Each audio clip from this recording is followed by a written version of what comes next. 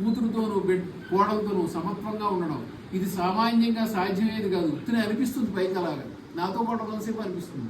కానీ నేను నడిచిన నడక ఎలాగో పిల్లల ద్వారా అడిగి తెలుసుకుని మీరు నడవడం మొదలు పెడితే అన్ని విషయాలను పక్కన పెట్టి నడుస్తూ ఉంటే మీకు ఆ నడక అలవలేదు. ఎందువల్ల చిన్నతనంలో మీ తల్లిదండ్రులు మిమ్మల్ని అలాగే నడిపించారు పడిపోతున్నవాళ్ళు.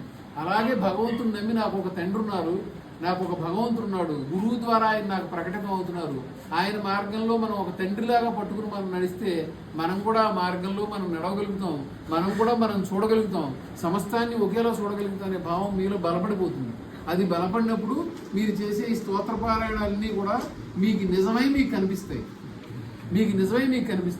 ఆయన వేణు ఊగితే ప్రపంచం అంతా చిగురించిందంటే మీకు గుర్తునే అనిపిస్తుంది. అలాగా మీరు ఆ భావంలో కనుక వెళ్ళగలిగితే నేను చెప్పిన మార్గమే మార్గం దానికి. ఆ మార్గంలో మీరు వెళ్ళగలిగితే మీరు కూడా ఆ చిగురించే భావాన్ని మీరు అనుభవిస్తారు. ఇది అసలైన సత్య దర్శనం, ఇదే భగవద్ దర్శనం.